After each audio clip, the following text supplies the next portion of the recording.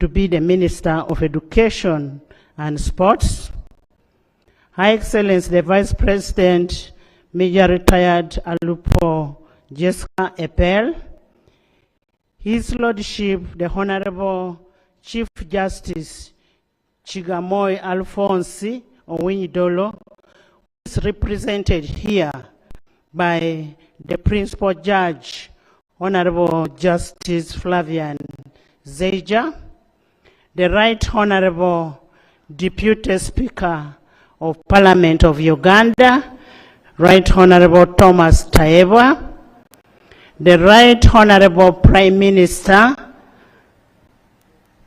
Honorable Robin Anabaya, as all your deputies, the Right Honorable Leader of Opposition in Parliament, who is watching virtually, Cabinet Ministers and Ministers of State, Your Excellencies, the High Commissioners, the Ambassadors and members of the Diplomatic Corps, Honorable Members of Parliament of Uganda, and Members of Parliament of the East African Legislative Assembly,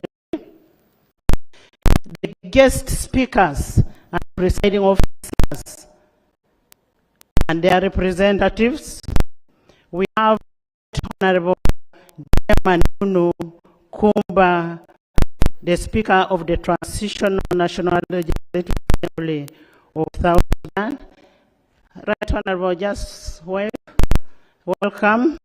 The Right Honorable Catherine Hara, the Speaker of Parliament of Malawi. You're most welcome. We are going beyond East Africa, African Union. Right Honorable Lucas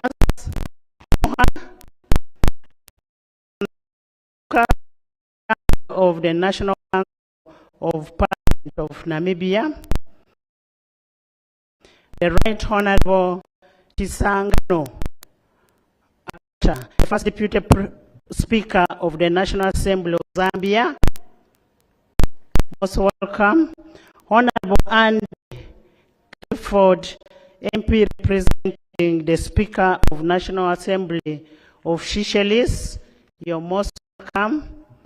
The Senator Veronica, representing the Speaker of National Assembly of Kenya. Most welcome.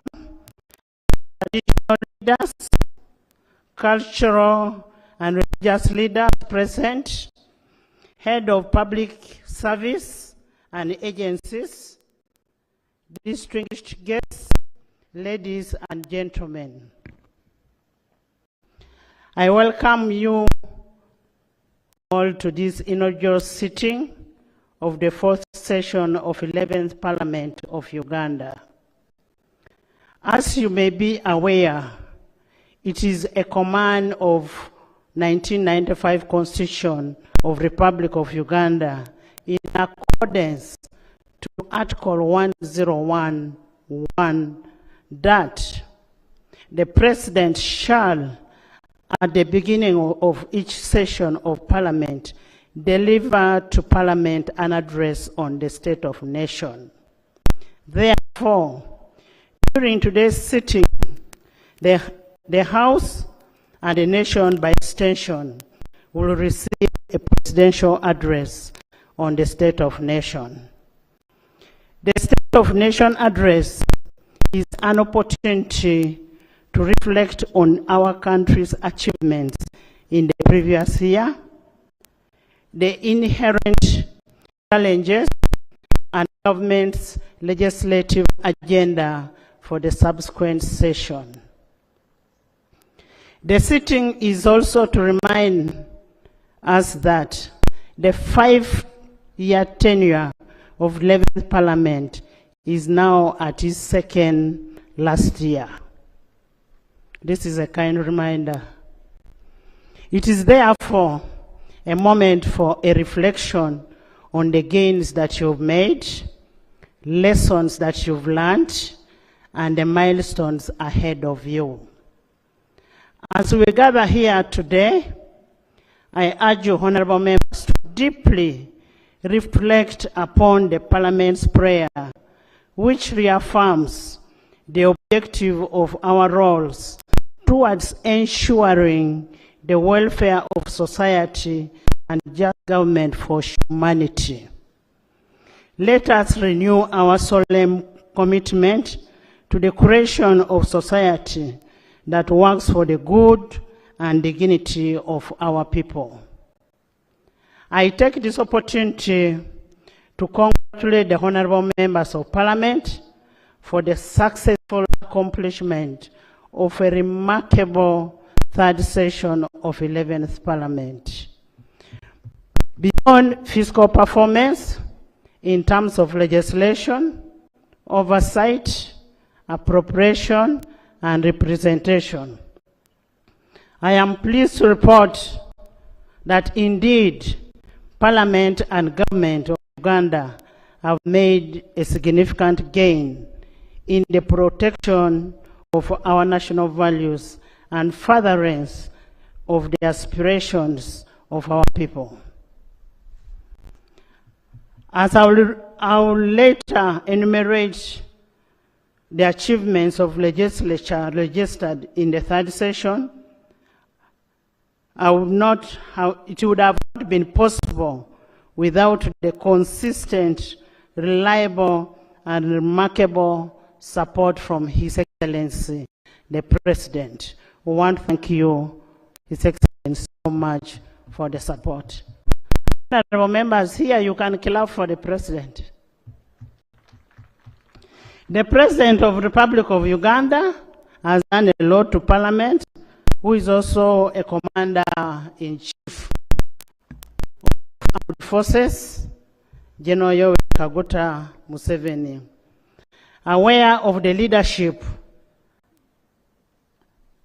as for the performance of government and societal growth, the development and remarkable performance of 11th Parliament is indeed a testimony of the President's inspirational leadership and unwavering support towards legislature and judiciary. Your Excellency, we do appreciate you as leaders of the House. Your Excellency, as leaders, we affirm our unwavering support and commitment to the realization of your vision for your beloved country, without fear or favor. We are aware that the call for leadership sometimes comes with the risk of being misunderstood, being criticized, being opposed, accused, sanctioned, or even rejected. But we owe it to our society to stand firm, and the good Lord will always be with us on that. On the right side of history, we shall live history, and people will remember what we have done for the country at the time we're here. And as our motto says, for God and my country.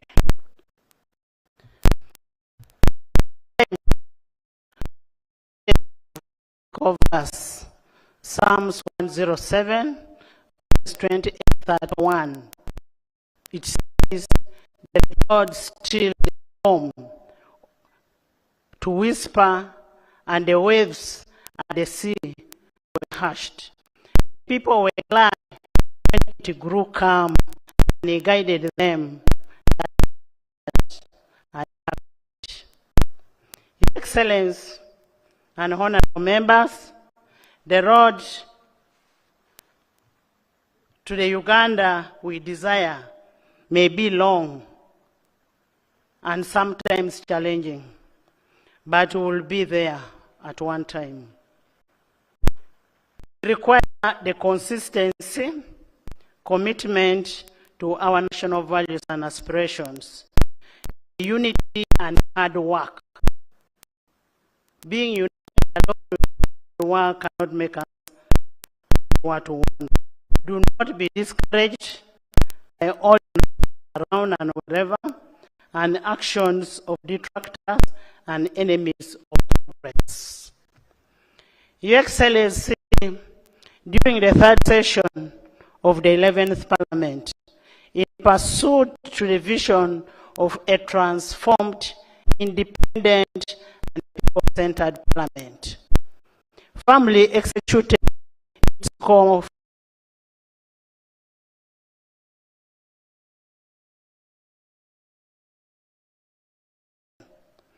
guided performance principles of responsiveness, efficiency, and effectiveness. The Parliament significantly reduced the turnover time of House business through timely consideration of bills, motions, reports, and presidential appointees' approval, among others. In addition, there has been a tremendous improvement in the quality of legislative output.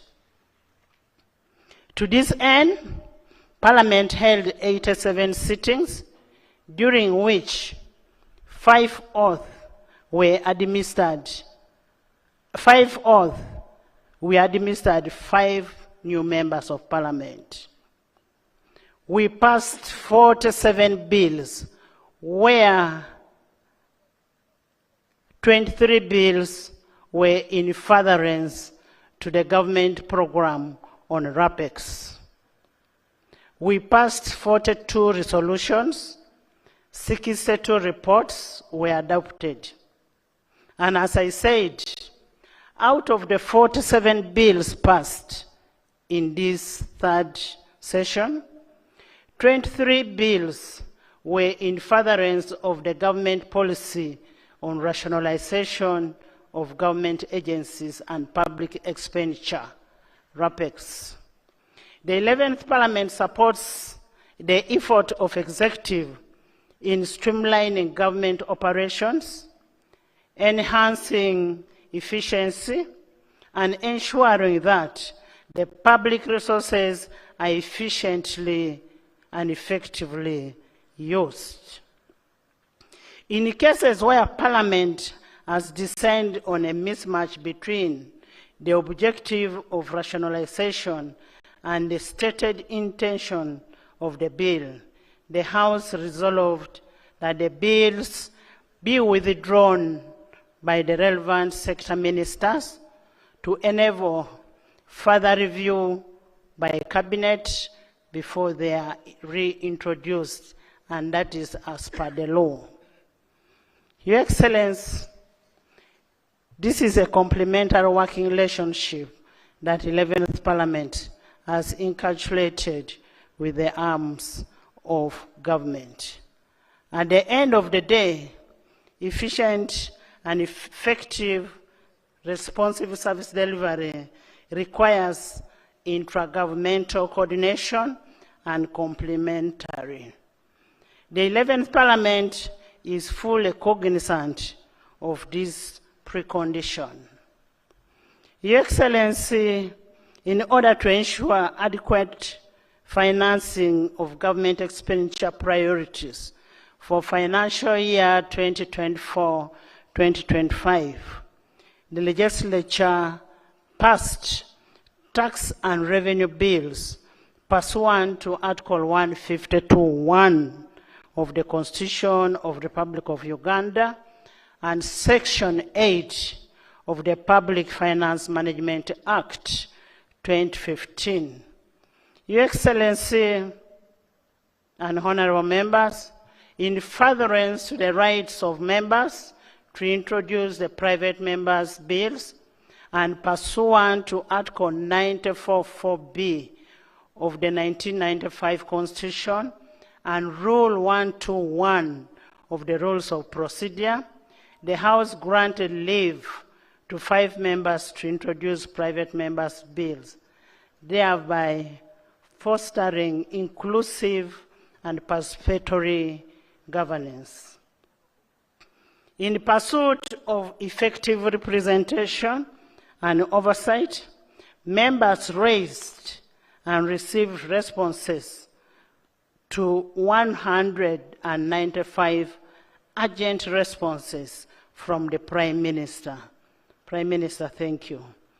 The Right Honorable Prime Minister responded to 323 questions from the members' written questions. In addition to that, the House considered 60 ministerial statements and 5 statements from leader of opposition in Parliament. Your Excellency, the 11th Parliament, as a people-centered parliament, receives and considers various concerns from the public to this end. During the 3rd session, the House considered 8 petitions from the public.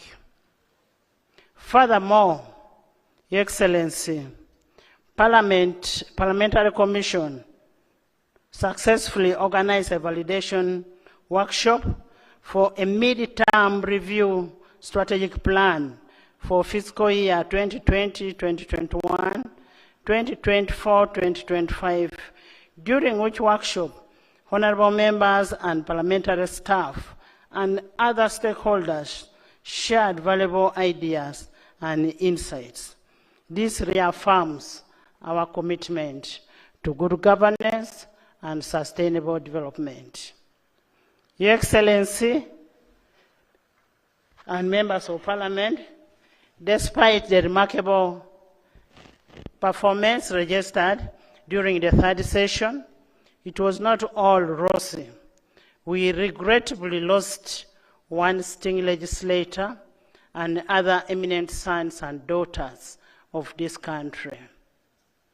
Your Excellency, on Thursday, 18 January 2024, this country woke up with the devastating news of the demise of our 3rd Honorable Cecilia Atimogwal, and the woman MP, then the woman MP of Kololo district.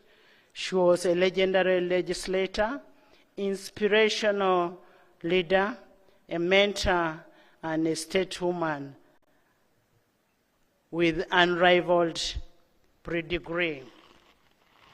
In addition, on 18th November 2023, the country lost Honorable Joyce Mpanga, a trailblazer of women's rights, an eminent educationalist, and a former member of Parliament and a minister.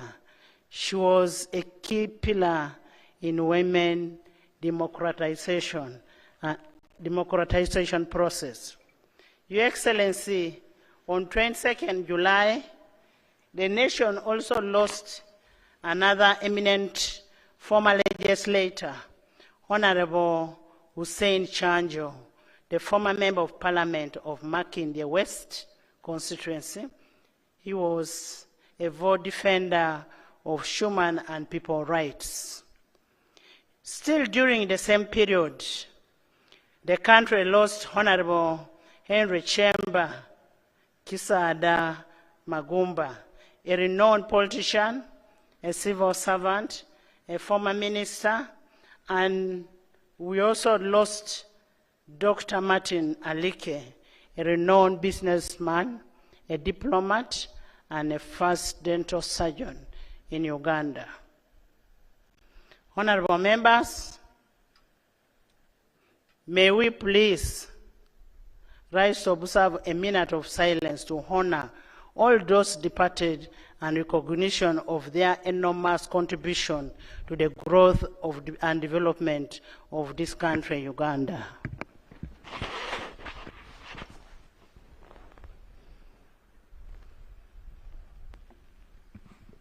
May their souls rest in eternal peace.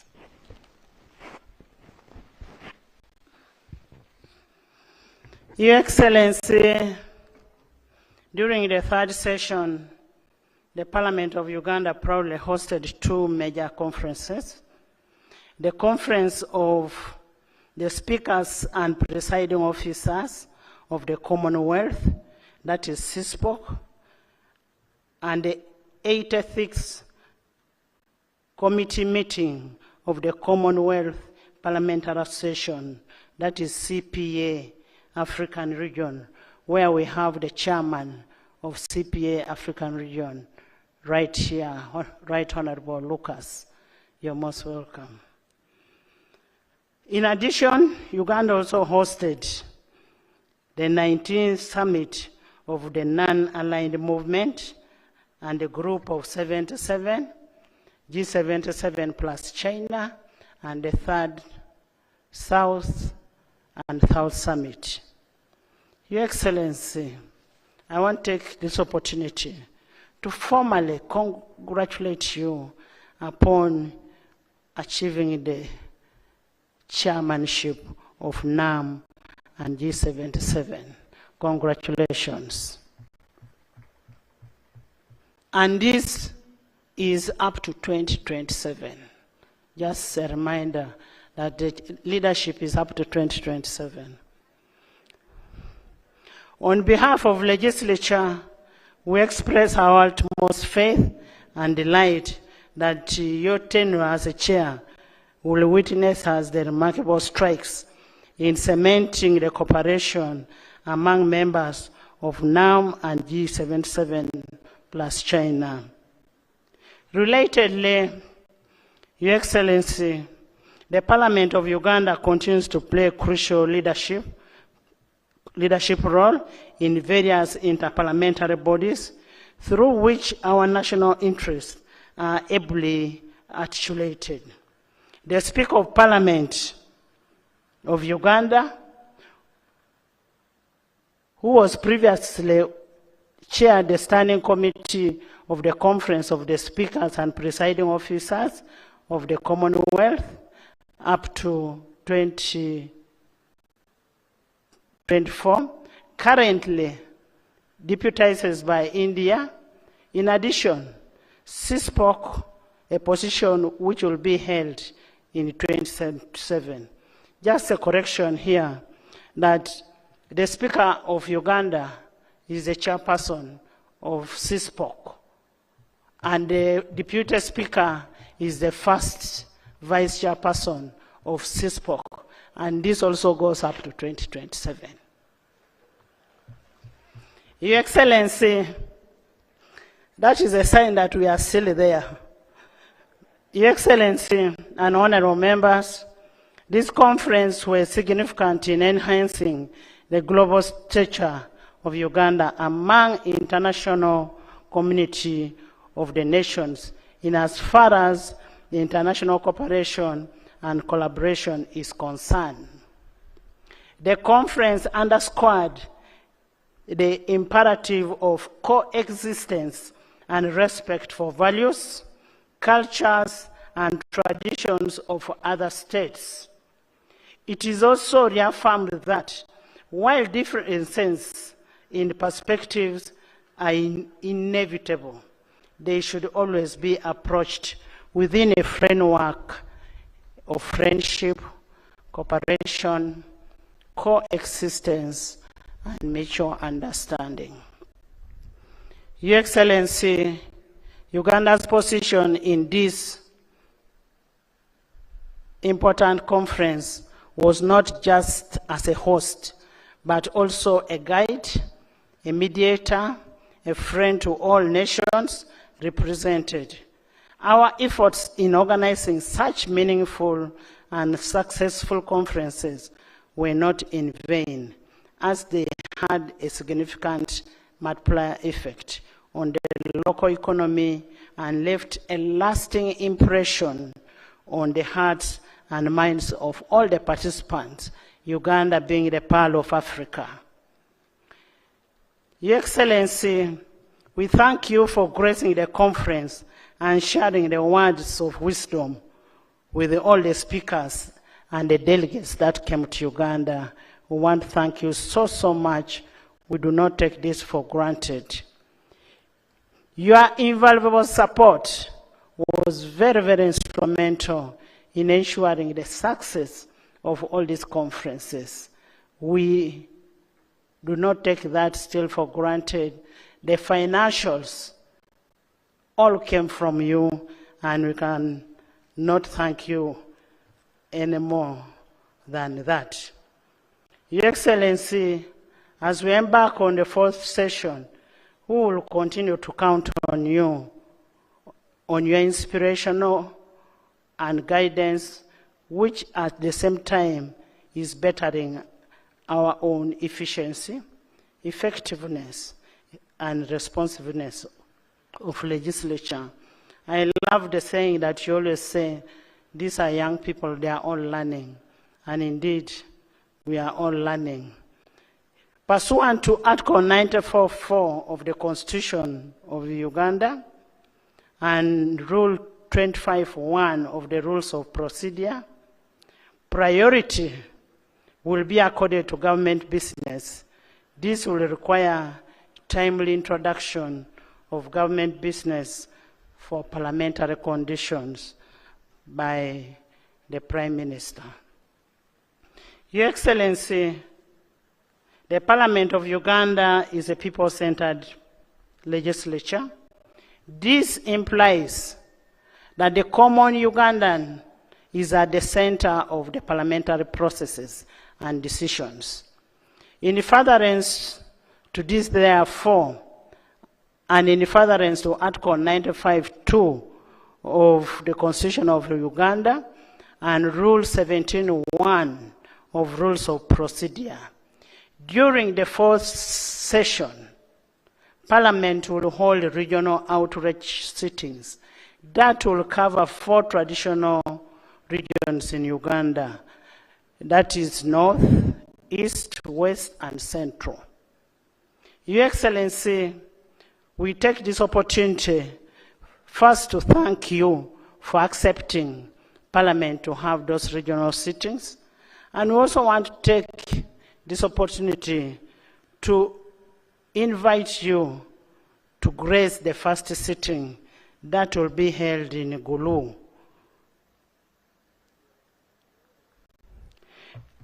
The inaugural outreach sitting will be on 29th to 30th August 2024 at Kaunda Grounds in Gulu City, northern Uganda. And that's where we are requesting that you come and open the session in Gulu. I take this singular honor to sincerely invite you for and on behalf of Parliament and the people of northern Uganda.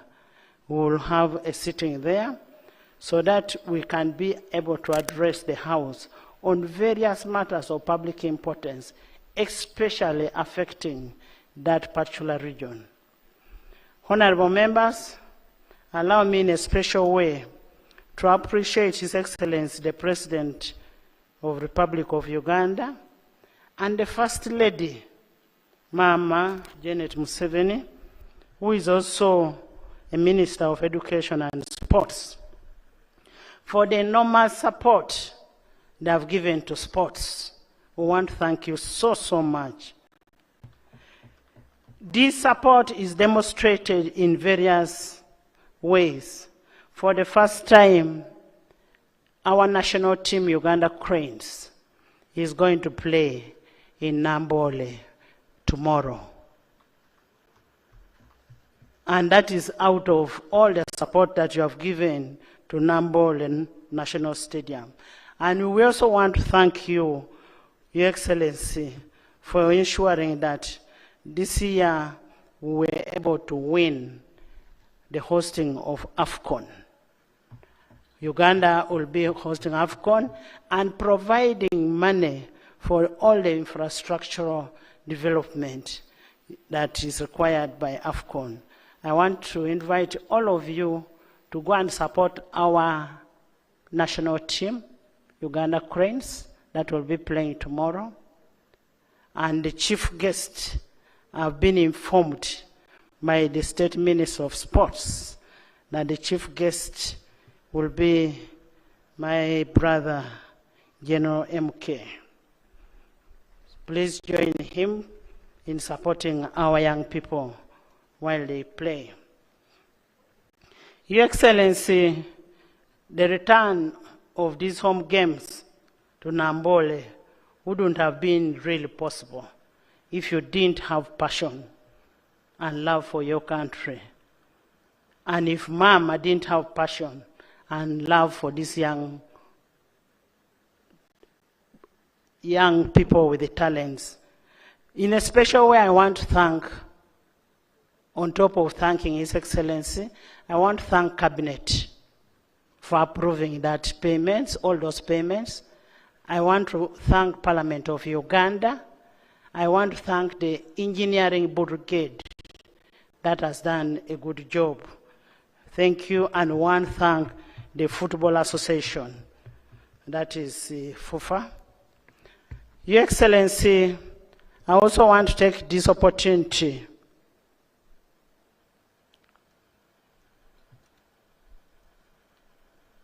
to ensure that this time round we create a niche. I want to take this opportunity to ask members that we create a niche in sports. We need to encourage our sports people. We need to encourage our children who are talented to ensure that they get what they get. As we conclude, Your Excellency, I know Mama as a prayerful person. Mama, as our children go to play tomorrow, kindly pray for them. Thank you.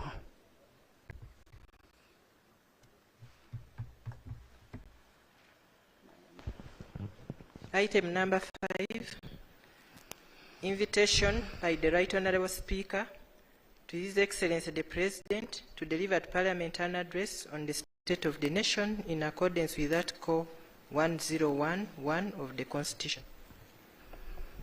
Your Excellency the President of the Republic of Uganda, it is your mandate under Article 101 of the Constitution that at the beginning of each session of Parliament to deliver to Parliament an address on the state of nation.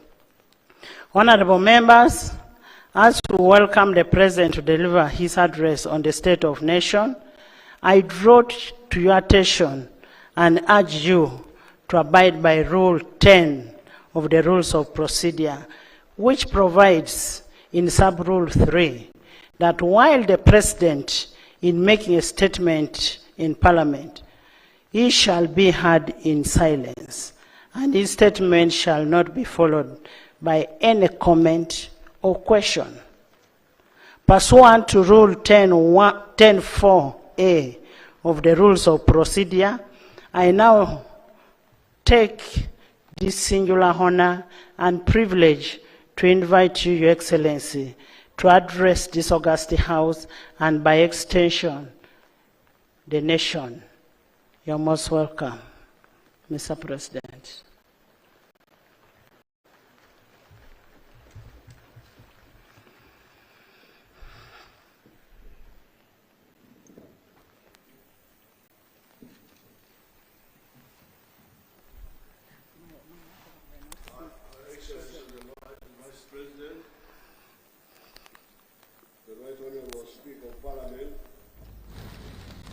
His Lordship the Chief Justice,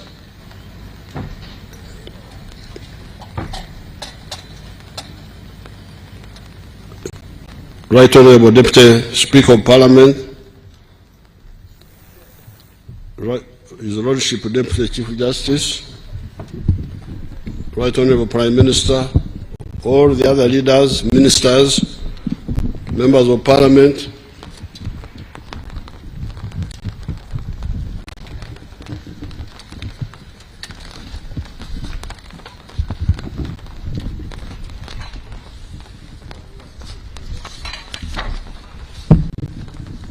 cultural and religious leaders, members of the diplomatic corps,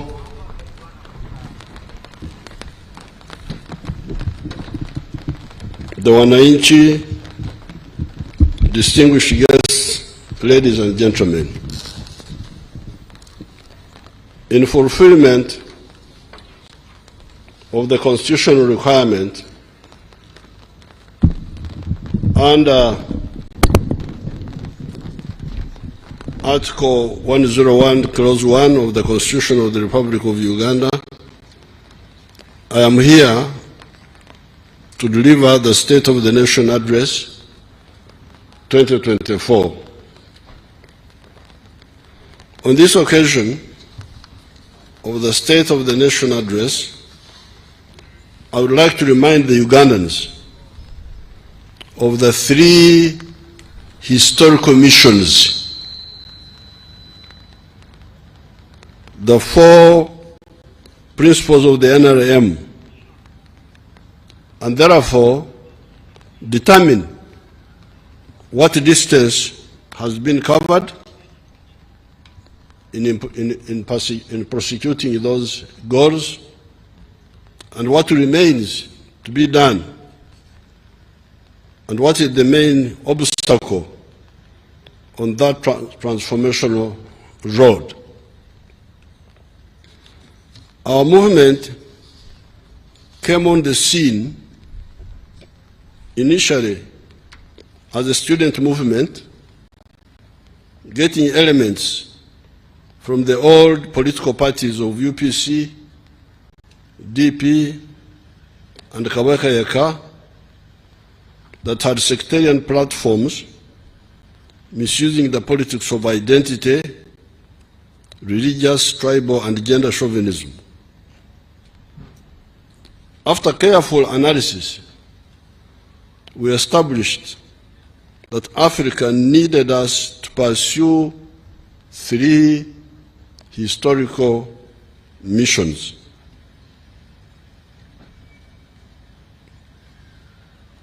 If Africa was to survive and thrive, that's how we looked at it. We looked at it as a matter of survival. If Africa is to survive, we thought it had to do the following. The three historical missions are prosperity for the African people, including the people of Uganda.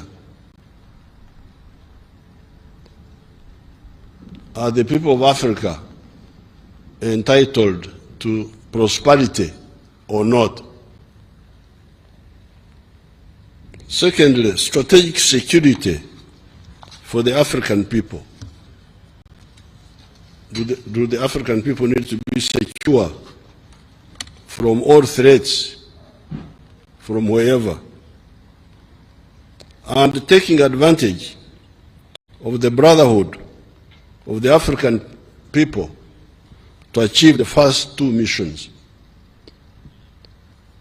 These Africans you are talking about, do you know that they are either similar people or they are linked? How was the prosperity of the African people to be achieved? Could it be achieved through begging for foreign aid, as some were emphasizing? Could foreign aid give us the prosperity we are talking about? The answer, according to us, was no. Our conclusion was that prosperity could only come from each adult person engaging in producing a good or a service sustainably and selling it. That's where prosperity comes from. Each adult person must produce a good or a service and sell it. If he or she does so with a chibaro is our local language meaning maximizing profit, making sure that what you are doing will give you what you want, he or she will be prosperous. Since individuals cannot effectively work alone, the different zones of the country are always encouraged to specialize in given clusters of products or services. It is this realization that led us to distill our first NRM principle, patriotism, love Uganda. Why love Uganda? It is because you need it for your prosperity in the form of the market. Whether you like other Ugandans or you don't like them, but you need them for your prosperity, because they need to buy what you produce so that you are able to be prosperous. When you produce a good or a service, the next question is, who will buy the good or service and in sufficient quantities to guarantee the prosperity of the wealth creator? One of the factors we realized was that normally people of the same tribe or the same locality produce similar products. Hence, they do not easily buy from one another. It is the people from other parts of the country that produce different products that buy the wealth creators' products. Therefore, the opportunists that promote sectarianism and parochialism are enemies of wealth creators, starting with their relatives. They are pseudo-prophets. Banabi Abib Shuba.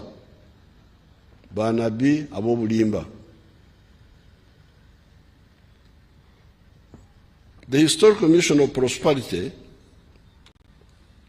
pushed us to discover the second NRM ideological principle, that of Pan-Africanism. Love East Africa. Love Africa. Those who are the guests who are not from here, from East Africa, they had us playing two anthems, the anthems you had. One anthem is for Uganda, the other one is for East Africa. We insist on that in order for us to get out of poverty, we need Uganda, we need East Africa, we need Africa. Because if they buy what we produce, we are going to be prosperous. And if we also buy what they produce.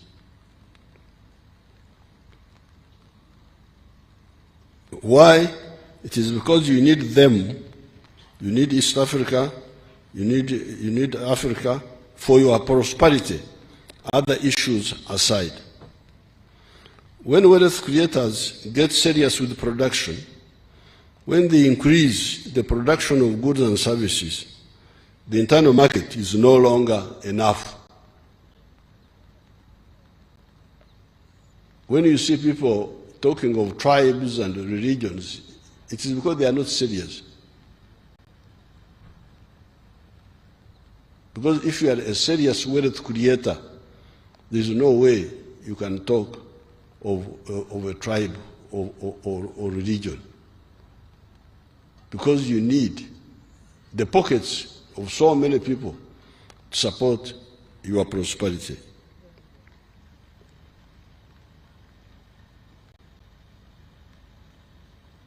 When wealth creators get serious with production, when they increase the production of goods and services, the internal market is no longer enough. We need the East African market, we need the African market, and we need the global market. Since the recovery of the economy of Uganda, we have seen this. It's not a theory. We have seen it. We saw it before, it was implemented, but we have now seen it in reality. Our production of sugar is now 600,000 metric tons. However, the internal market is only 380,000 metric tons. Who is to buy the surplus sugar of 220,000 metric tons? The milk production is now 5.3 billion liters. Who is to buy the extra 4.5 billion liters, since the internal demand is only 800 million liters? The cement production is now 6.4 million metric tons, and yet the internal demand is only 2.4 million tons. Who is buying the surplus? How about the steel products? The internal demand is 1.5 million metric tons, yet the annual production of steel products in Mitayimbwa, although still at 610,000 metric tons, leaving a deficit of 890,000 metric tons, it will soon be about 3 million metric tons with the new vertically integrated steel industries using the high-grade obutare. Obutare is our indigenous word for iron ore of Muko in the Rwanda area. So soon our production will be 3 million metric tons of steel, and yet the internal demand is 1.5 million. Who will buy the surplus steel? The products of the new vertically integrated factories will completely wipe out the need for importing high-quality steel for hydropower dams, the railway, high-rise buildings, etc., that need very strong steel, different from the steel of the recycled steel products from scrap metal.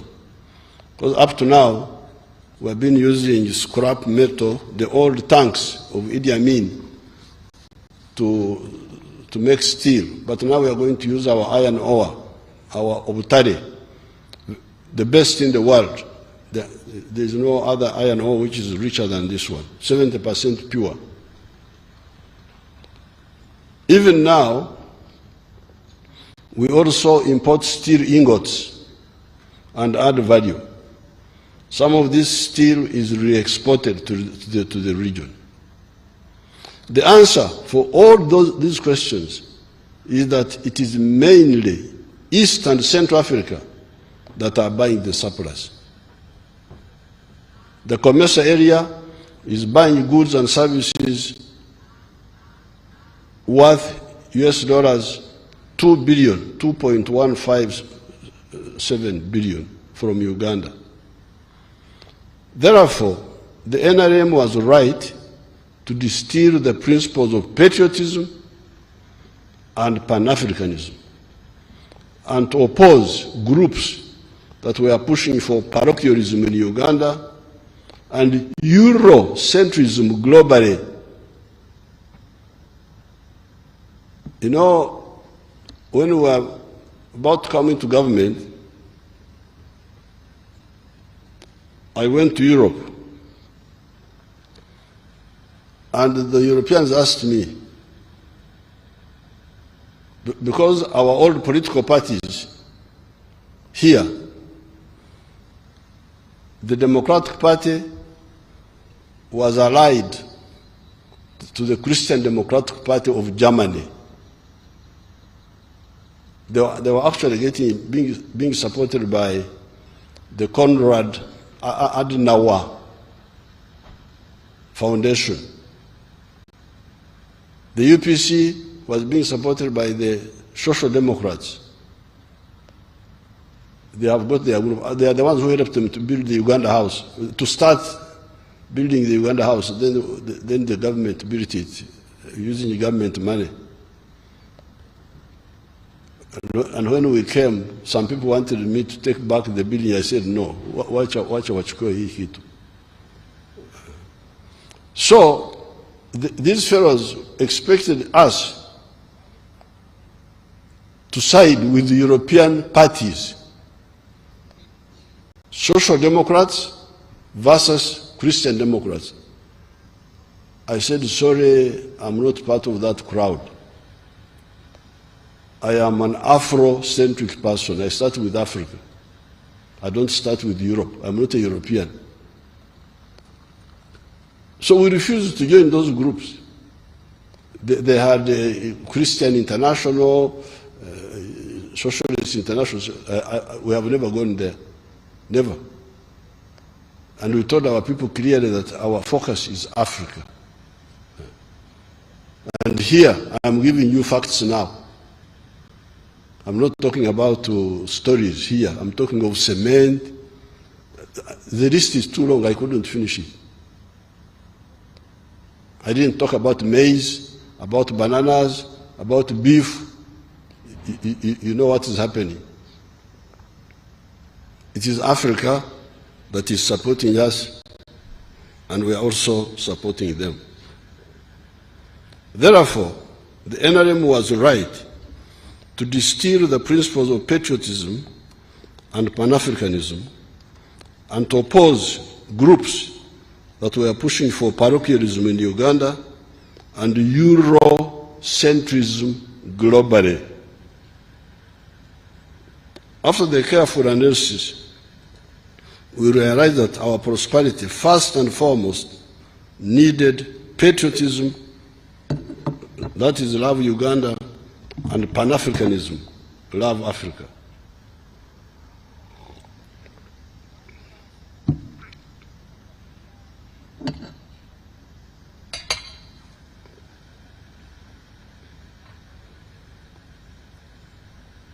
We access other markets in addition, but let us secure these two levels first.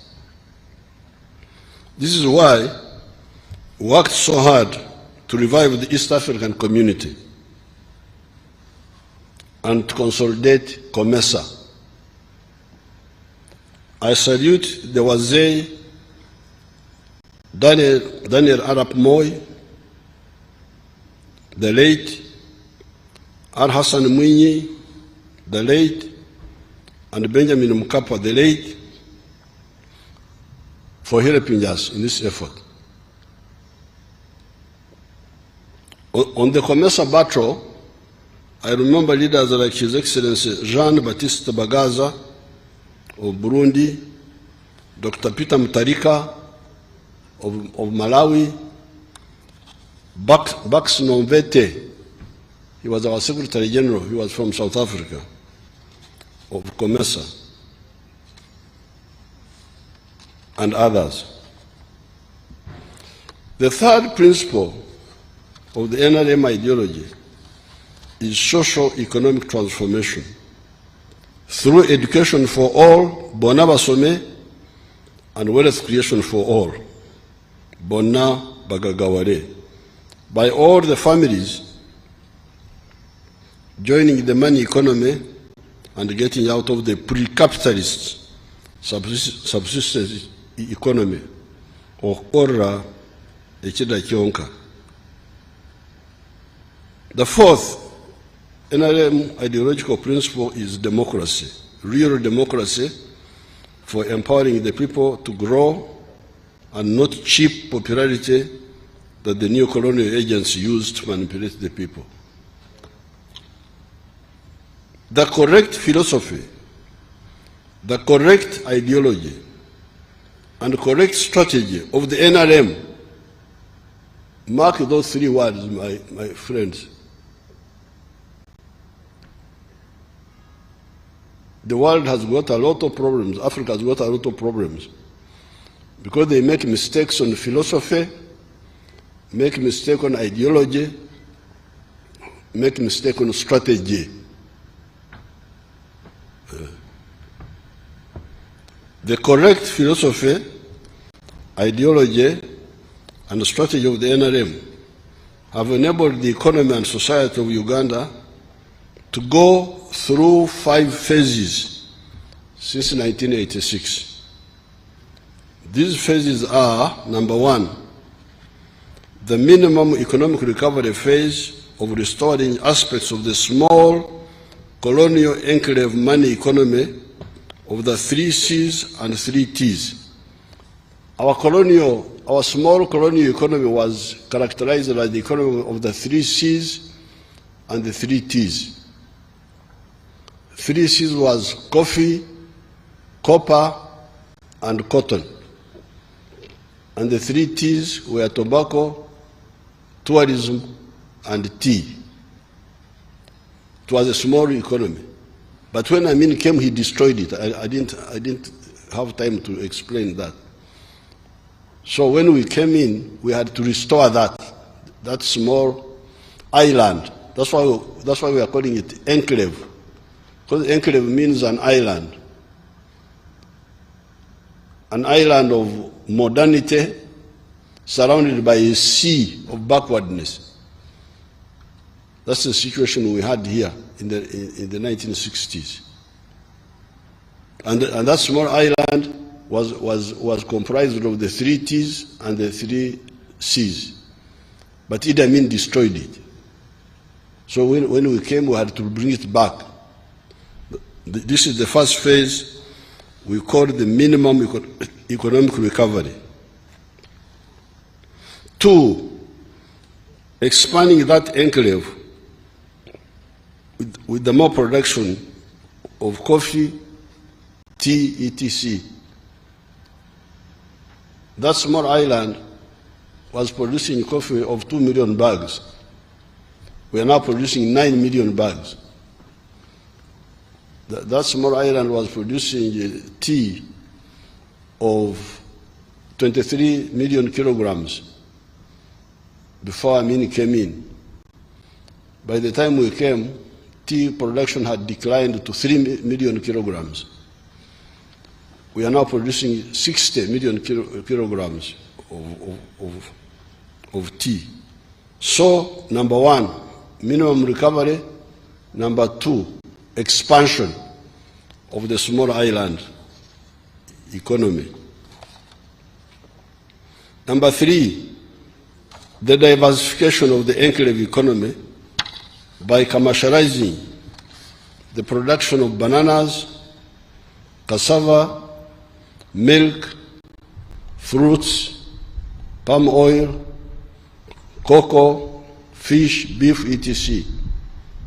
Because during the time of the British, they would say that coffee was the cash crop. Milk and maize and so on were not cash crops. They were just for home consumption. But we said no, all these are cash products. That's why, therefore, phase 3 has been diversification. Phase 4, adding value to some of these raw materials, such as cotton, fruits, milk, tea, timber, sugar, etc. The other day in my speech in Nairobi, I was able to castigate the African practice of exporting raw materials.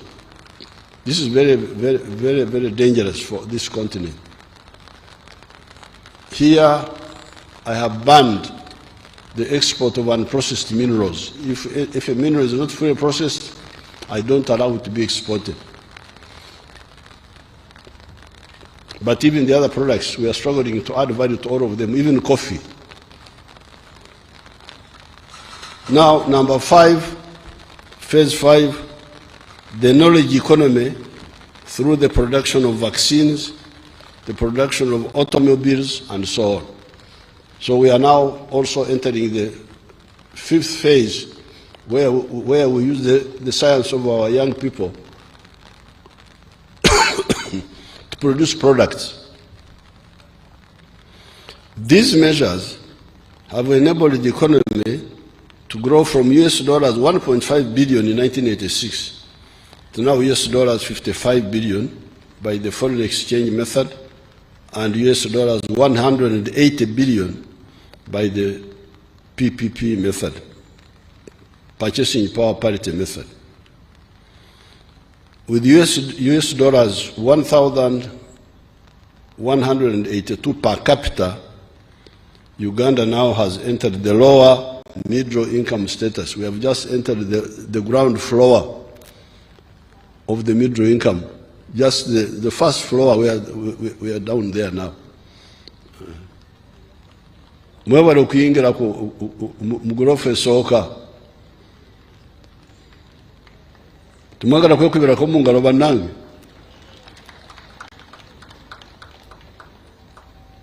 Apoyo Rubanga. There are, however, still some trade barriers in the East African community. These are really roadblocks to our prosperity. All the East Africans should work to remove these bottlenecks by implementing fully the common market protocols, the customs union protocols, so that the fragmented markets of Africa become one market.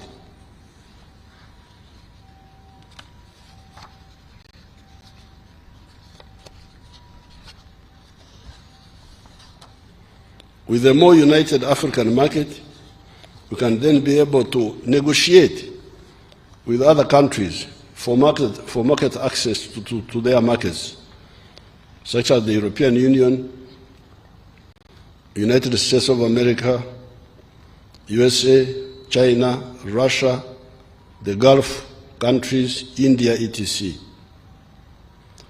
Internally, we have guided our people that the socio-economic transformation can be realized through Bonnaba Some, education for all, and Bonnaba Gagawere, prosperity for all, by joining the 4 money-making sectors of commercial agriculture, manufacturing, services, and ICT. The government has provided grants or soft loans for wealth creators to use in joining these sectors in case they do not have their own capital. These funds are well known: Operation Wealth Creation, NADS, PMA, Entandukwa, Parish Development Model Money, Emyoga, the Youth Fund, the Women Fund, Grow Money, etc. Some of these have been merged to become fewer funds, but doing the same work. These funds are mainly for the low-income people.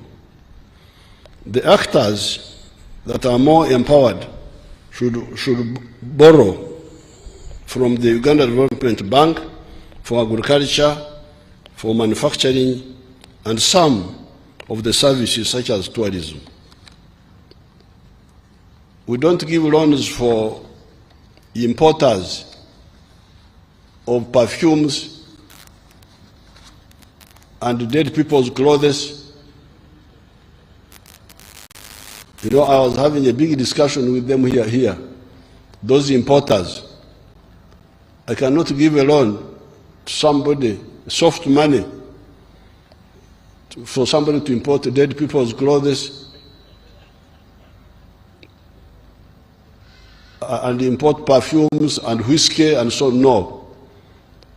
The Uganda Development Bank money is for manufacturing, for agriculture, and for some of the services.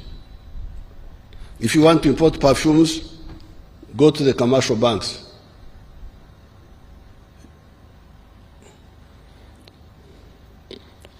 All we have said above is targeted to enable us to create prosperity for ourselves through wealth creation.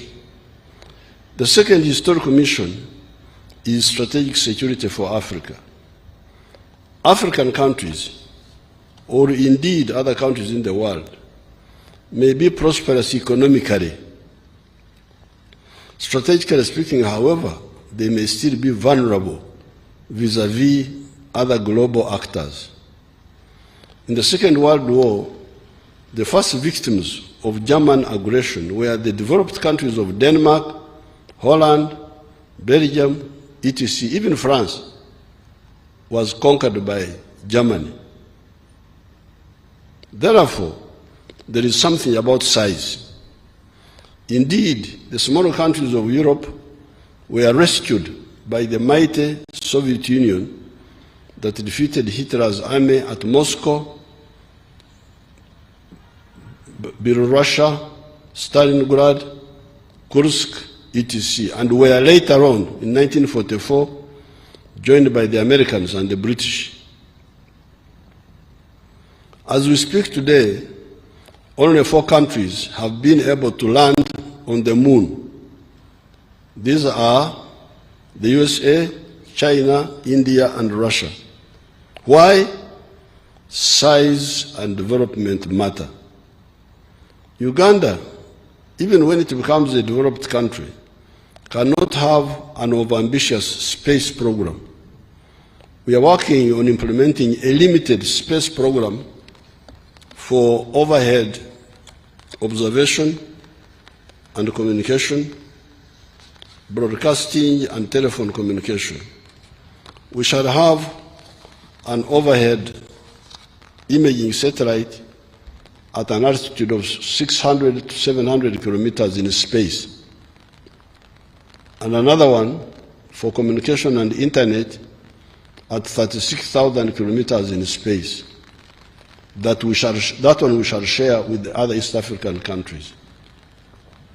These are, however, not enough to defeat greedy and aggressive parasites who seek 4-dimensional superiority on land, land forces, superiority in the air, air force, superiority at sea, navy, and superiority in space, space forces.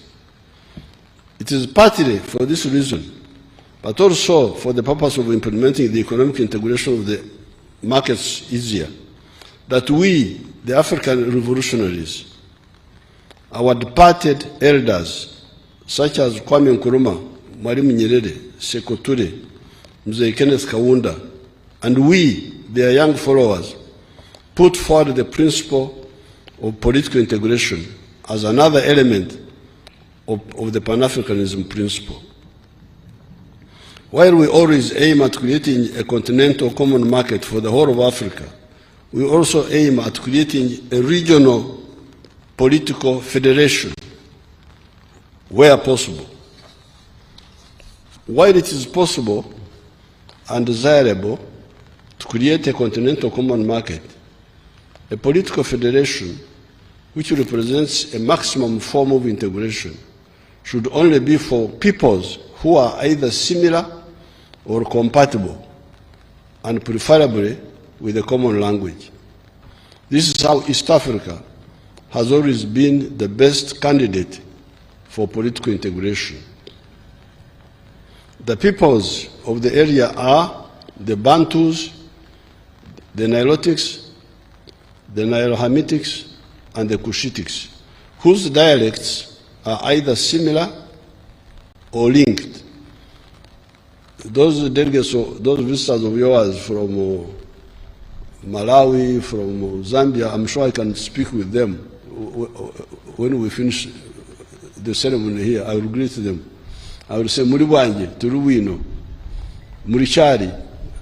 I'll be talking to them. However, on top of all that, we have the good fortune of having the neutral dialect of Swahili that will easily be the official language of the potentially very powerful Federation of East and Central Africa. This East African Federation, with one army, a common citizenship, in addition to wider common market already talked about in this speech, will provide perpetual insurance for the freedom of the black race and other freedom-loving people in the world. It will have a defense capacity to be present in the 4 dimensions: land, air, sea, and space. How can you insure cars, you insure houses, you insure individual people's health, but forget to provide insurance for the African race? People have got insurance policy. Me, I don't have insurance policy for anything. My insurance is for, if Uganda succeeds, I am insured. I have never, Mama is here, I have never bought insurance policy. Never. My insurance is for Uganda to succeed. When Uganda succeeds, I succeed. But how can you have insurance for cars and buildings and I don't know what, but you don't insure the African race for them to be secure from threats? This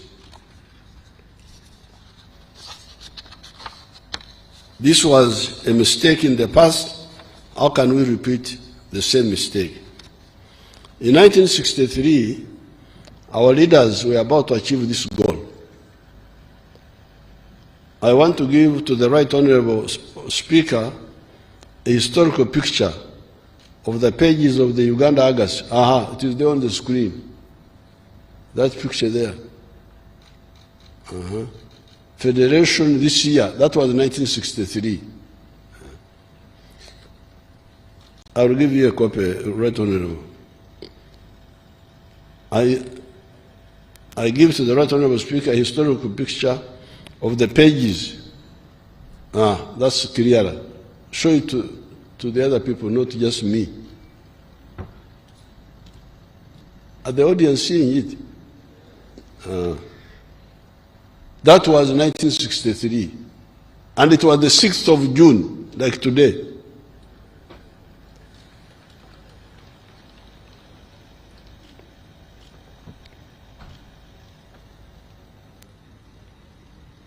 A historic picture of the pages of the Uganda August newspaper of the 6th of June 1963 that captured that moment. You can see, bring the picture of our leaders. Move up we want to see the leaders in that picture there.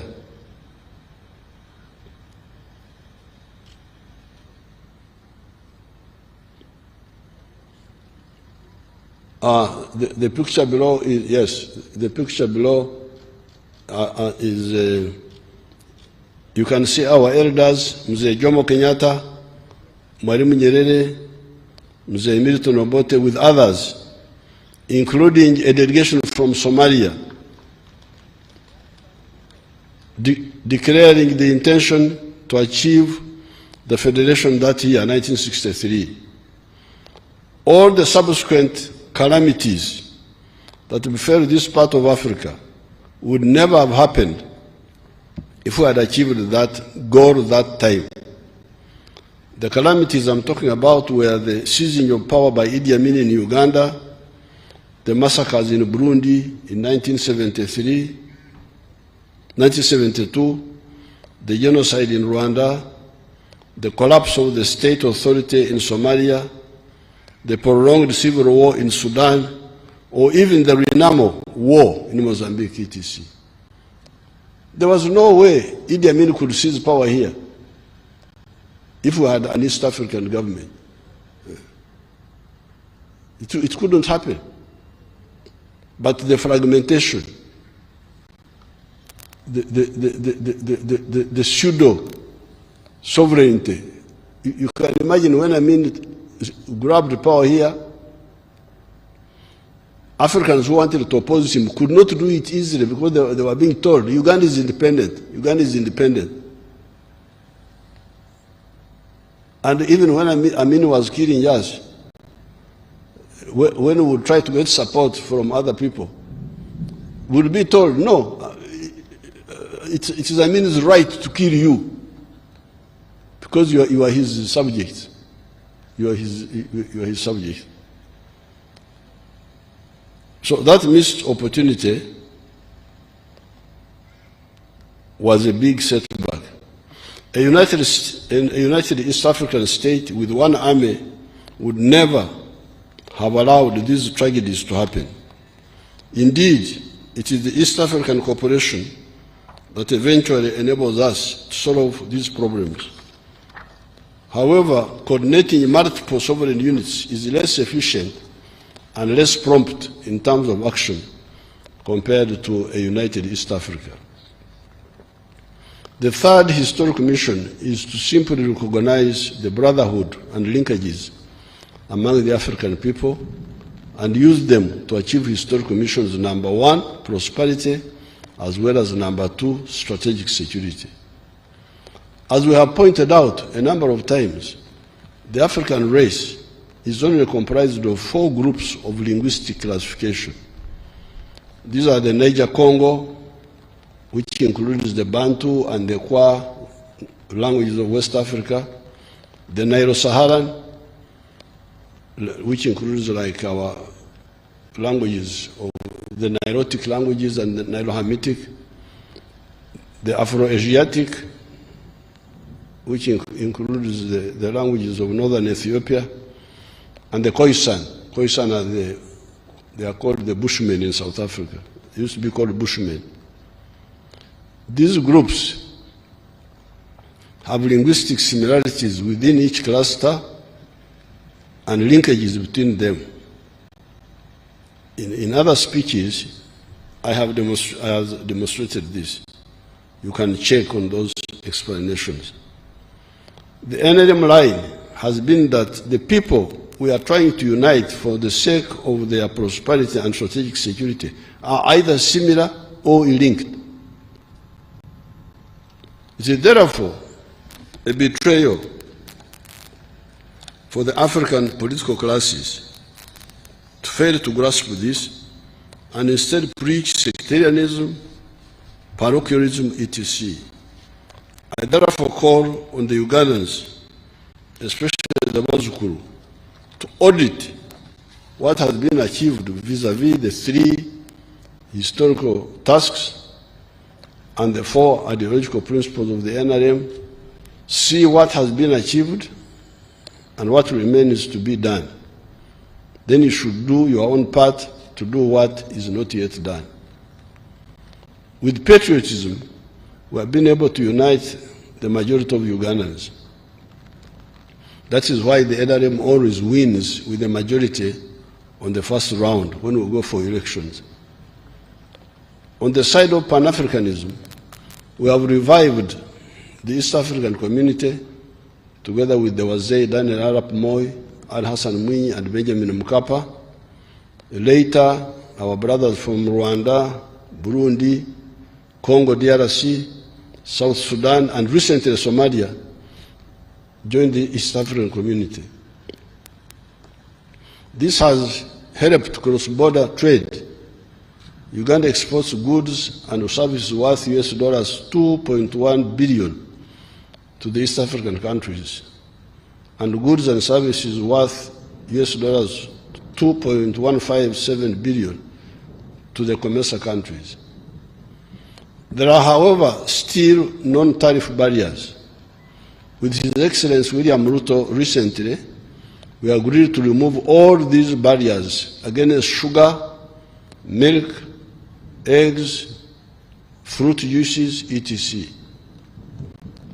Saying that X country has got good rains this year and harvested a lot of maize, and therefore X country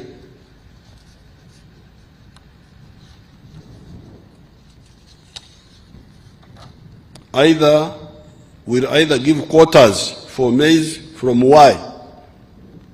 Imagine there are 2 African countries, X and Y. They should be trading together. But one year, X says, this year I got a lot of rain and I harvested a lot of maize. So I don't allow your maize to come. The maize of Y. Or I allow what they call a quota, a certain amount. either give quotas for maize from Y or will not allow any maize imports from Y this year is wrong. What happens? Why is it wrong? What happens to the maize growers in Y that year? Since the maize in Y will kudiba. Kudiba is our local word here,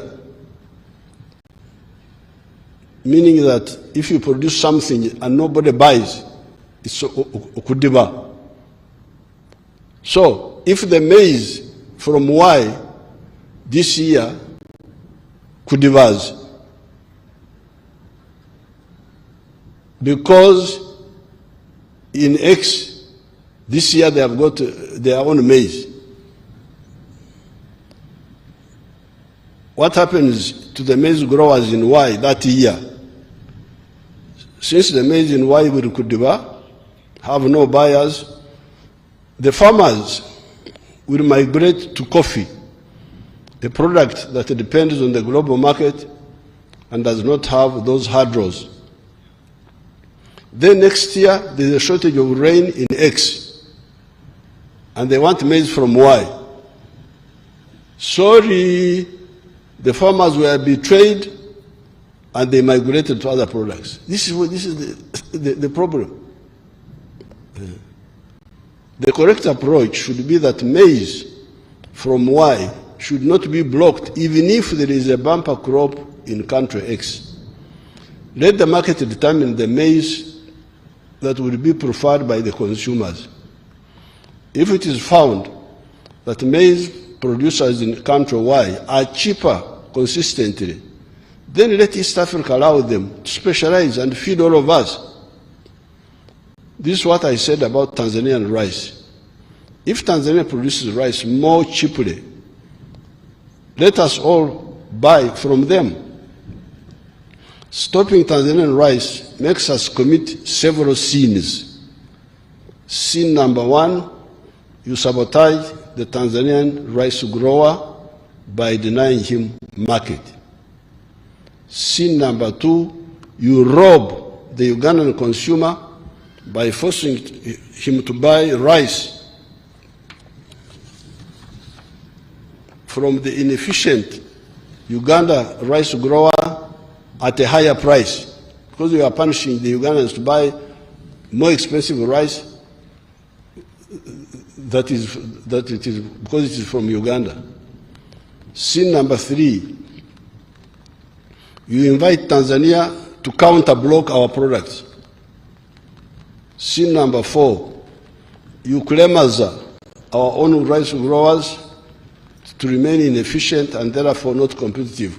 Okulemaza is to cripple. Because if you don't allow your child to run and compete, how will he develop capacity?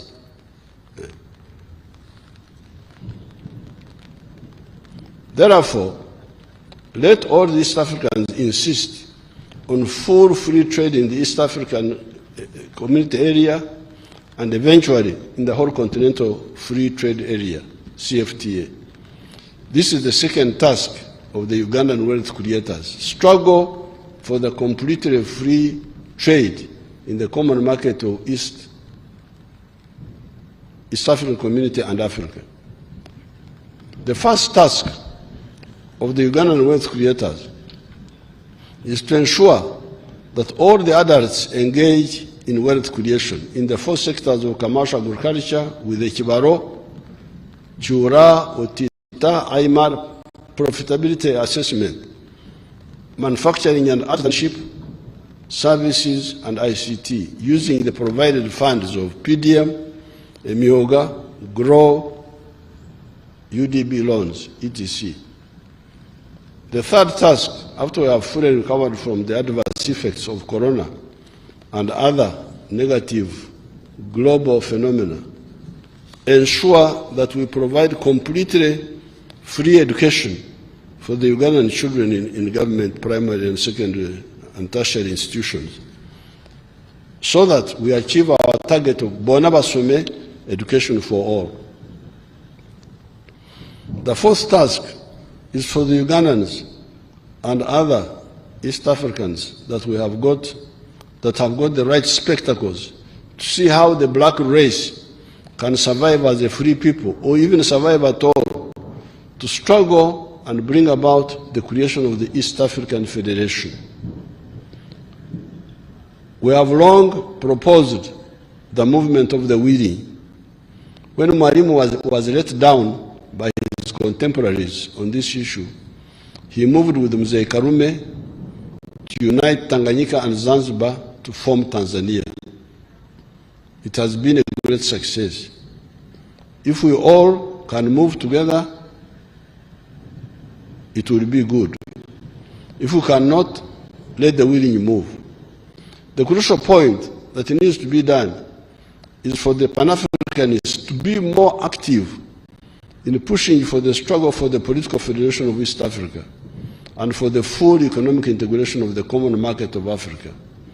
You should aggressively expose those who work for foreign interests and are always diverting our people through the media to the interests of the foreigners. If you read the papers, nobody is talking about African integration. You pick the papers. Papers, social media. What is your future? If you don't know that integration of the market is our salvation, then how can you be in leadership? What are you leading? Are you a leader unto darkness and death? How can it be that you read the papers? Nobody. Football, music, cinema, I don't know what. Okay, you can do those things, but you must survive fast.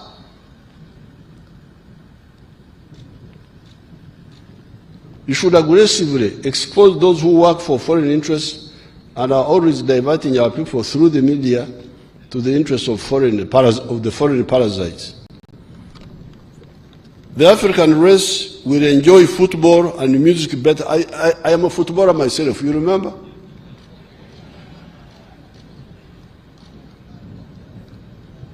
However, from 1966, somebody asked me, what European football club do I support? I said, what? Me to support, I don't even know those clubs. I am a footballer, I was a footballer, but from 1966, when we started our struggles here, my mind is on the future of Africa. I like football. But you cannot have football if you are a slave. You cannot enjoy it. The African race will enjoy football and music better if you also contribute to the creating of an African center of gravity in the form of the East African Federation. Task 5, eliminate corruption in the public service and from among the political leaders. I've been getting good information about corrupt actors among the public servants, but also among the political actors. With firm evidence, we shall crush these traitors. Corruption is... Are you hearing me? You are hearing. I think the corrupt have brought rain.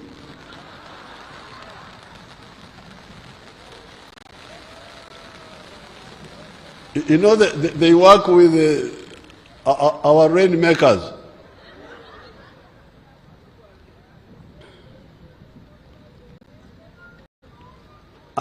I have been, this is not in the speech here, but I can mention to you. I have been hearing that people, even in my office, take bribes from people to bring people to see me. Can you imagine? But fortunately, recently we arrested one of them.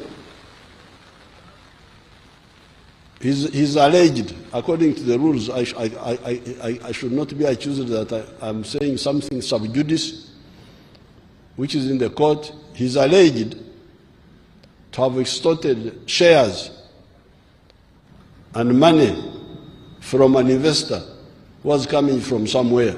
He's now in court. So we are moving, we are going to get them. I have been hearing stories that there is a racket from the Minister of Finance to Parliament.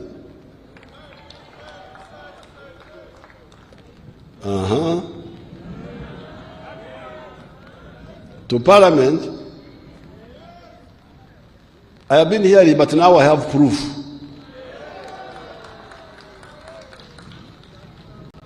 Norecho ababi bafude banange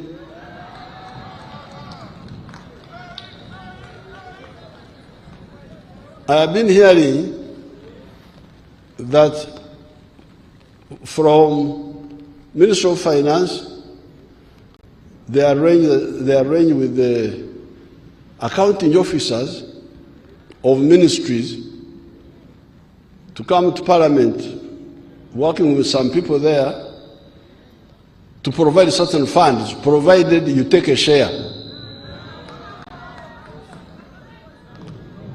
I didn't believe this, but now I have proof. So therefore, really the corrupt are like the foreigners. You know, some of these foreigners don't know Uganda, don't know us. When you see them doing what they are doing, and those who support them, I'm very sorry for them, because they don't know how strong we are. We are patient. We don't overuse our strength. But if you make a mistake, you will see. So I don't know how those who threaten us, this one, please, we are wasting your time. We are not going to move. Because we are sure, we are people of here, this is our land.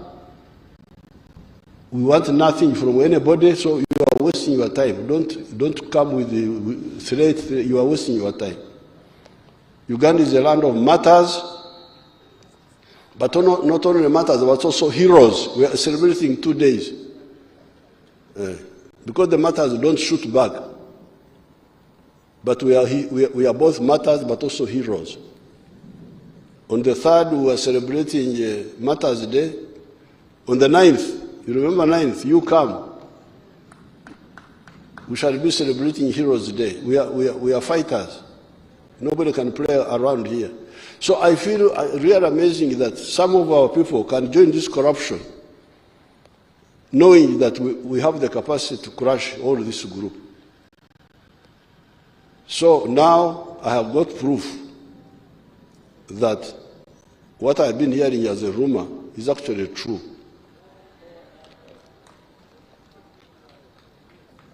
So I don't know how we can arrange,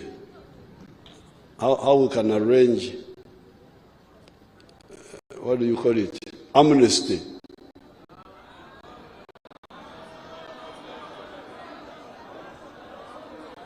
No amnesty. Very good. So you want blood? Mwagala musanyi. Kale katugende mu maaso.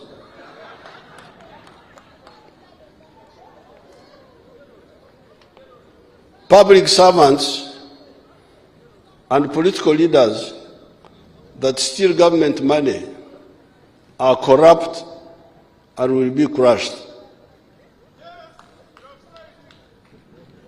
There are, however, other actors that get bribes from foreigners to work for foreign interests. These are both corrupt and traitors, and we are monitoring their activities. If they do not stop, and with evidence, we shall deal with them also. As part of fighting corruption, it is crucial to save the amateurish political actors who come into politics without knowing that leading people does not mean carrying them on your head. It means that you show them the way. The situation of inexperienced, careerist-minded leaders who do not listen to the advice of the NRM is further complicated by the bloodthirsty parasites in the form of the unregulated money lenders who charge extortionate interest rates from these desperate political actors when they come to borrow money for unuseful expenditures. I've already directed the Minister of Finance to cap the interest rates chargeable by money lenders. The inflation rate in Uganda is 3%. Why should the commercial banks charge 20% interest? How about the money lenders charging 36% or more? This is pure extortion. The PDM and the Myoga funds are going to become the poor people's banks, able to lend at 12% or less after 24 months. We are going, this PDM money, people are trying to sabotage it, but I can hear it is beginning to penetrate. People are beginning to understand it now. They are beginning, slowly, the villagers are beginning to appreciate. That's what I hear. The other source, I have already directed the Attorney General to guide the Minister of Finance as to how he can criminalize this extortion by the money lenders. The other source of corruption has been the fundraising that is borne mainly by the opportunistic politicians over-anxious to please parts of their electorate by pledging money for the fundraising that they do not have. We are due to meet to resolve this diversion. I agreed with the reason we should meet and really discuss the issue of fundraising, because this is part of the pressure that makes leaders make mistakes. Uganda's economy and society are moving forward, the mistakes by some actors notwithstanding. I was reading some comments, especially in the Monitor. You know, Monitor is a mouthpiece of foreign interests here, the Monitor newspaper. Oh, talking about this, talking about this. There's one of them who was writing today. I glanced through, was saying that Uganda has low inflation by fortune. That is by fortune. Imagine.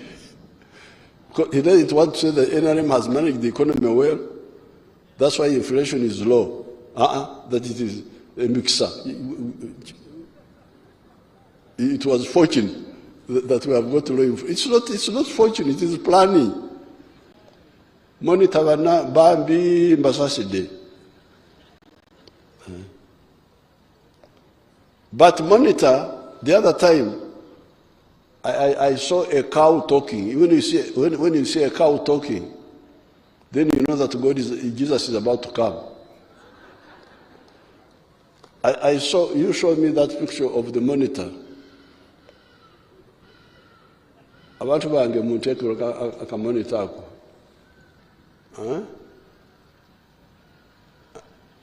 Bring it properly over the tune. Naye abalabe balina omulimo wano basabotaginga enkuba eremye ate kati batandika. Now Ugandans turn to local products to combat high cost of living. You remember our war with the importers. This was hold it there. This was Uganda Monitor newspaper. A cow talking.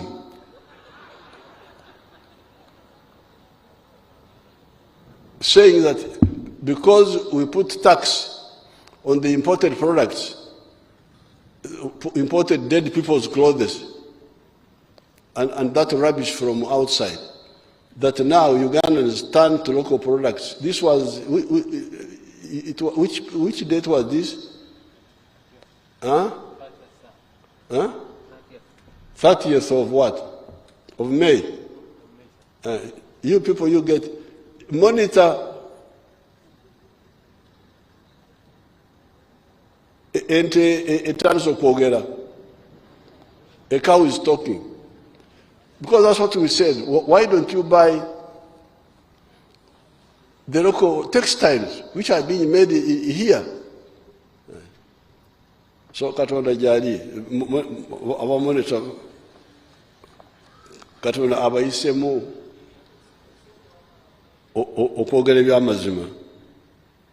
But otherwise they were trying to. Thank you very much. You can move on. Otherwise, in today's paper, I was trying to say, oh, this one. But you listen carefully. I will conclude with that. Uganda's economy and society are moving forward. The mistakes by some actors notwithstanding. The foreigners interfering in our internal affairs are not a threat at all. There is no foreigner who can threaten us.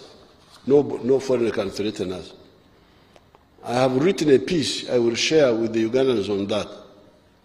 The real threat to Africa's progress have been internal weaknesses, such as undermining the private sector.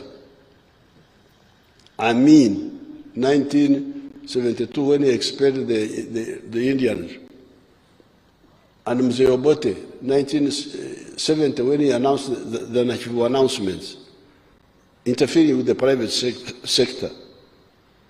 Wrong concept of army building, sectarianism,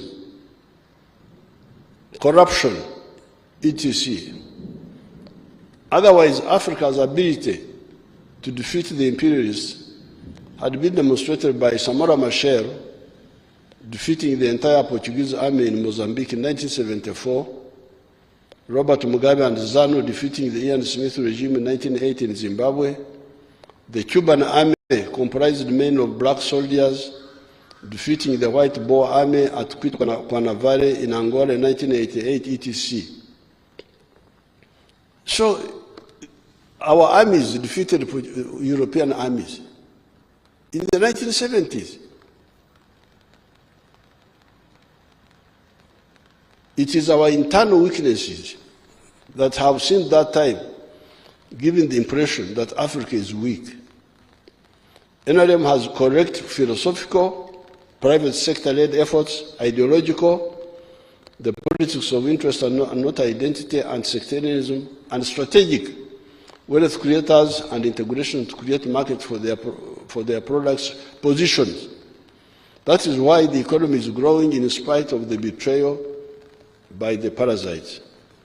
With the crushing of the corruption, Uganda, given our overall correct positions, is unstoppable.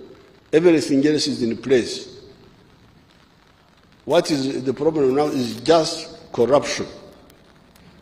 In the budget speech, I will add some more information on this line, saying that everything else is in place now.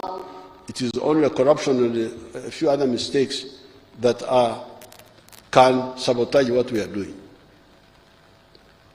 Therefore, the Right Honourable Speaker, I thank the Parliament for the following laws you passed since my State of the Nation address.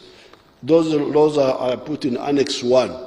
I put it as Annex 1 in this speech. In the coming year, the Executive will present the following bills to Parliament for enactment into law. I attached them as Annex 2. They will be attached to the speech.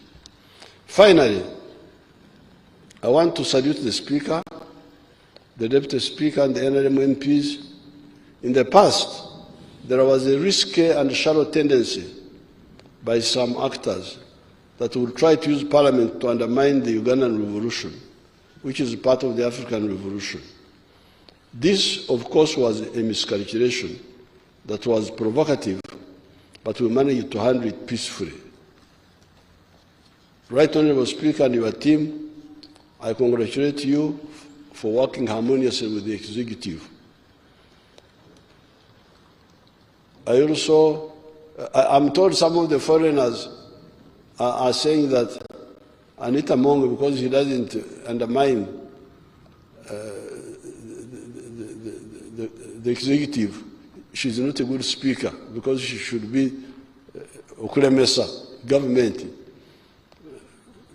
Very risky miscalculation. In the recent budgeting process, Honourable Speaker, I congratulate you for working harmoniously with the executive. I also want to salute the judiciary. In the recent budgeting process, you came together and you were able to synthesize a rational and transparent budget for the country. I called these people. You know, these are like school children. That there is executive somewhere, then there is a parliament somewhere else, then there is judiciary somewhere else. They don't meet. Then this one budgets, then brings the other one. I said, but why don't you first agree together? You are all here in Uganda. Your address is here. Why can't you meet and you look at the whole budget? They came and they looked at it, and the budget they brought was harmonized by the three arms. They were able to see that we need this, we need that, we need that. So I want to thank the Parliament and the judiciary.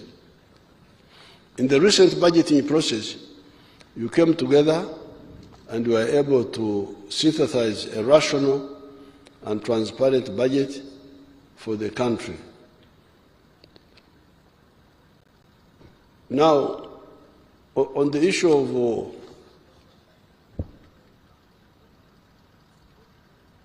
the corruption,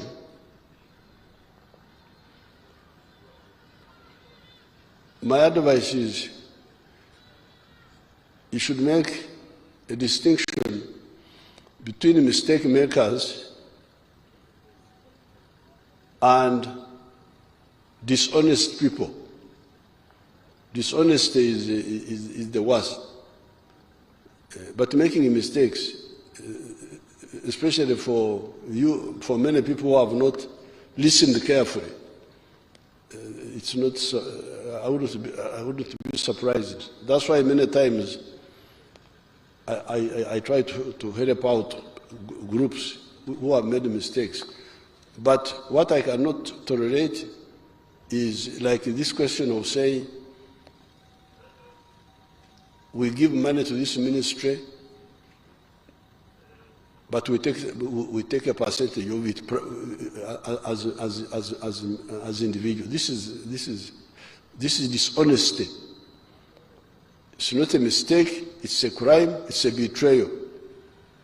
Or the ones who go abroad, these foreigners have been approaching our people. They all bring reports. I've been approaching our people. You go and make a bad report against the government of Uganda, and we shall give you an award. And the award will have so much money attached to it in Europe. I wish them good luck. That money of betrayal, we are following it up. We are following it up. They think that we are fools. I don't know why they think so. But we follow all of that. So those two, the dishonest and the traitor, are the ones we are targeting. The mistake makers, we can cancel them and show them how to do things. Because if we were to punish all the mistake makers, we would have nobody to work with.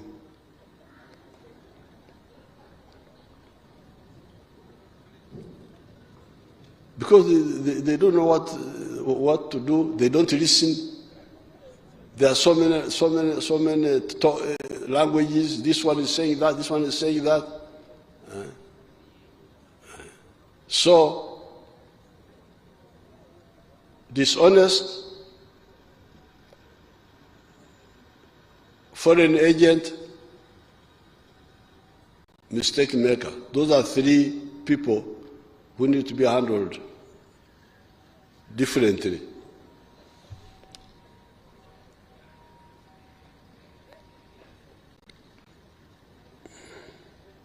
In the recent budgeting process, you came together and you were able to synthesize a rational and transparent budget for the country. I want to end by congratulating the UPDF, the Uganda Police Force, the intelligence services, and the prison services for guarding the 3 million pilgrims that were at Namgongo recently. I salute all the Ugandans for the good work you are doing. Madam Speaker, it is my pleasure to declare the 4th session of the 11th Parliament open. I thank you very much and hope that the coming session will be fruitful. God bless Uganda. God bless Africa. Apoyo Matek. Thank you so much, Your Excellency, for a clear and a concise exposition of government policy in your address to the nation and fulfilling your constitutional obligation under Article 101 of the Constitution of the Republic of Uganda. Thank you so much for your fatherly advice that you've given to us. I take cognizance of the government legislative agenda for the 4th session, and we pledge our utmost commitment towards prioritizing government business and making sure we exhaust it within the time that is required. Honorable members, His Excellency will be back on 13th June 2024 to deliver the budget speech.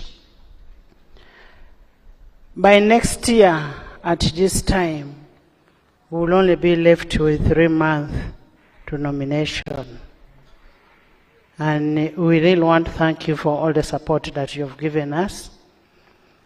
And before I conclude, I want to recognize our colleagues, the former speakers who are around here. We have His Excellency General Yoweri Kaguta Museveni, former Speaker of NRC, 1989 to 1996. Thank you so much. We have the Right Honorable Professor Edward Rugumayo, the Speaker of the National Consultative Council, 1979 to 1980. We have the Right Honorable Edward Sekandi, the Speaker of Parliament, 7th Parliament and 8th Parliament. That's 2001 to 2011. We have the Right Honorable Alhaji Moses Chigongo, who was Vice Chairperson to His Excellency in 1986 to 1996. I want again, once more, thank you, Right Honorable Right Honorable former Speaker and now the President of Uganda. We are very grateful for your address, and we don't take it for granted for you to create time. You and Mama, we want to thank you so much for coming and for opening for the 4th session. We also want to thank the members of Parliament who were able to make it here and be here with the President. We want to thank the executive, the cabinet, for being here, and in a very, very special way, we want to thank our visiting speakers and our ambassadors that are here. Thank you so, so much for coming over. And after this, we will invite all our guests, and I'm saying all our guests, for an evening session at Parliament. We have an evening session. This session is over, so we shall invite all our guests for an evening session in the conference hall in Parliament. You're all most welcome.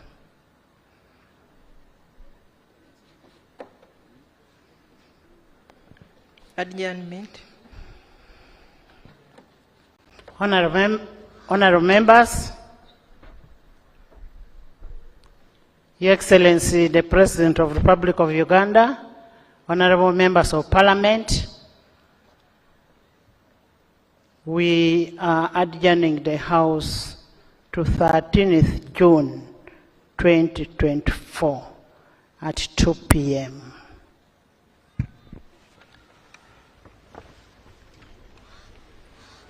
The anthems.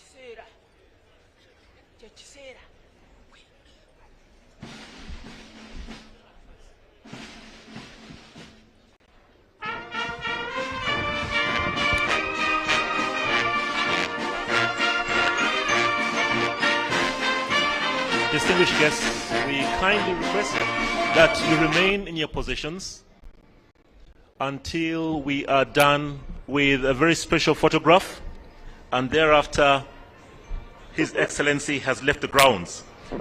We're going to have two special photos. The first one will be with the presiding officers, including address there, the president hinting on critical areas there that we'll be briefing you about here. But the State of the Nation's address for 2024 is done, and it opens the fourth session of Parliament, which begins effective the 13th of June, which will be next week on Thursday, where the president will be here to give the budget address. But a few pointers that the president has been able to address. Basically, he talked about the 4 pillars of the NRM, and he also reminded us of the 4 pillars there: democracy, Pan-Africanism, patriotism, socio-economic transformation, and his address really rotated around those 4 areas. He also talked about 3 major areas that need to be addressed in this time there. He also talked about prosperity, which is especially for the household, but also every adult Ugandan that is there, but also Africa as a large. He talked about strategic security from all threats, and with these two, coupled with brotherhood, he says they can be merged together